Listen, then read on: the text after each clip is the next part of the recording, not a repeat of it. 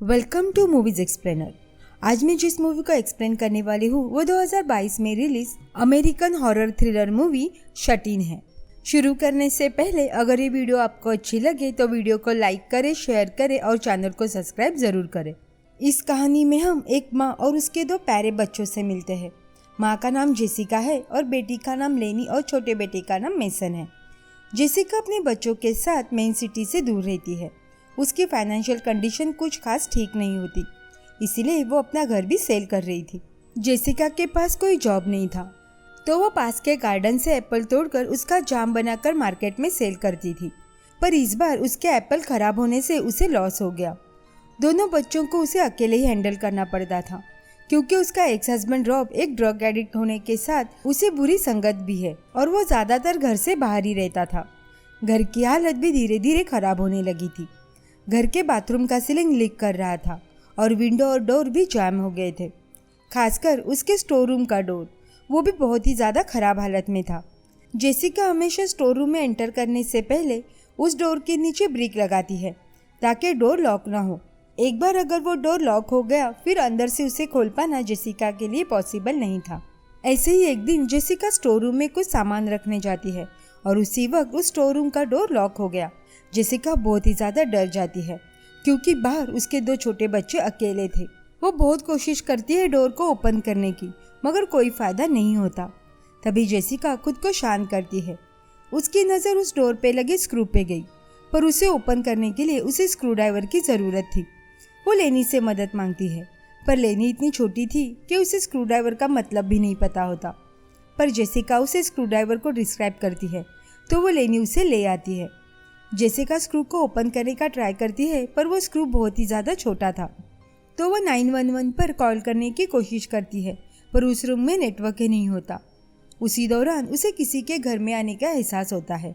ये रॉब था, जेसिका का एक्स हस्बैंड, पर वो अपने साथ उसके चर्ची दोस्त को भी लाया था। रॉब जेसिका को स्टोर रूम से बाहर निकालता है। रॉब जेसिका को कहता है कि अब उसके पास कोई पैसे नहीं है। वो और उसका दोस्त सैमी कुछ दिनों के लिए यही रहेंगे, पर जेसिका उन दोनों को घर से जाने को कहती है। उसने रॉब को ड्रग छोड़ने को कहा, क्योंकि ये सब उनके बच्चों के लिए ठीक नहीं है। ये सुनकर सैमी जेसिका से आर्गुमेंट करता है। उसने रॉब को जेसिका को फिर से स्टोर रूम में लॉक करने को कहा, पर रॉब भी सैमी की ही साइड लेता है और जेसिका को फिर से स्टोर रूम में बंद करके उस डोर पे कील मारता है। उसमें से एक कील जेसिका के हाथ में लगकर जख्म होती है। जेसिका बार बार उन्हें उसके बच्चों से दूर रहने को कह रही थी, क्योंकि जो सैमी है वो एक मॉलेस्टर है जो छोटे बच्चों को भी नहीं छोड़ता। रॉब उसका फ़ोन भी अपने साथ ले गया था। बाहर से कोई आवाज़ नहीं आती तो जेसिका को लगा कि रॉब बच्चों को उसके साथ ले गया, लेकिन थोड़ी ही देर में लेनी आती है तो जेसिका उसे सारे विंडो और डोर्स बंद करने को कहती है, ताकि अगर सैमी वापस आए तो वो घर में एंटर ना कर सके। तभी बाहर मेसन उठ गया था। उसे भूख लगी थी। जेसिका स्टोर रूम में खुद को हेल्पलेस फील कर रही थी। तभी वो फिर से शांत होकर स्टोर रूम में कुछ खाने के लिए ढूंढती है। उसे उसका ही बनाया हुआ एप्पल जैम मिल गया, तो वो थोड़ा खुद खाती है और बाकी लेनी और मेसन को देती है। खाने के बाद जेसिका फिर से डोर ओपन करने के बारे में सोचती है। उसने सोचा कि वो डोर ओपन नहीं कर सकती, तो शायद अगर वो ये वुडन फ्लोरिंग को डिग करे तो वो यहाँ से बाहर निकल सकती है।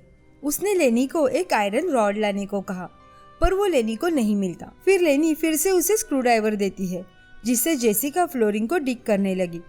तभी जेसिका को पता चला कि लेनी ने मेसन को गिरा दिया है, तो वो उसे बेबीज को कैसे होल्ड करते हैं ये समझाती है।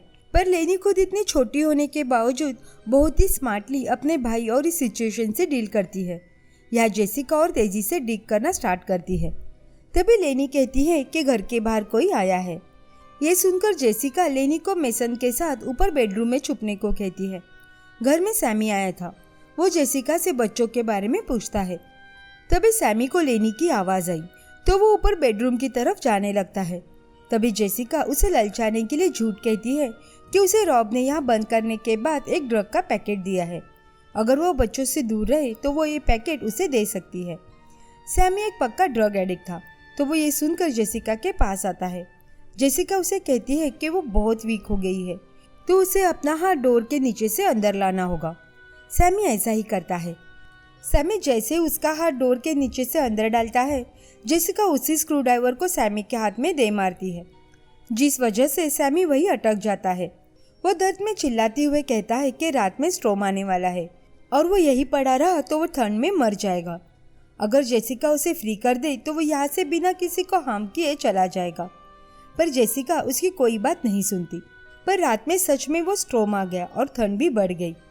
तभी घर की लाइट चली गई, जिस वजह से लेनी ऊपर के बेडरूम से नीचे स्टोर रूम के यहाँ आने लगती है। जेसिका उसे यहाँ आने से मना कर रही थी, पर लेनी अकेले डर गई थी। लेनी को सैमी पकड़ लेता है और जेसिका को उसे फ्री करने को कहता है। ये देख जेसिका वहाँ पड़े लाइटर से सैमी के हाथ में आग लगा देती है, पर वो आग फैल रही थी तो जेसिका को आग बुझानी पड़ी। लेकिन तब तक लेनी वहाँ से जा चुकी थी। सुबह हो गई थी और जेसिका के पास अब कुछ खाने के लिए भी नहीं था। तभी उसकी नज़र वहाँ पड़ी बाइबल पे पड़ती है। जेसिका उसे ओपन करती है और उसके कुछ पेजेस के बाद उसमें पैसे रखे थे। वो जेसिका के फादर ने रखे थे ताकि अगर जेसिका को कभी ज़रूरत पड़े तो वो इसे यूज़ कर सके। पर इस सिचुएशन में ये किसी भी काम के नहीं थे, तो गुस्से में जेसिका उस बाइबल को सामने वाली दीवार पर फेंकती है। तभी उसकी नज़र ऊपर के सीलिंग पर पड़ी जहाँ से पानी लीक हो रहा था। तभी जेसिका को याद आया कि यह स्टोर रूम ठीक ऊपर वाले बाथरूम के नीचे है और लीकेज के वजह से फ्लोरिंग भी वीक हो गई होगी, तो वो उसे तोड़ना शुरू करती है और थोड़ी देर में वो बाथरूम में आ गई।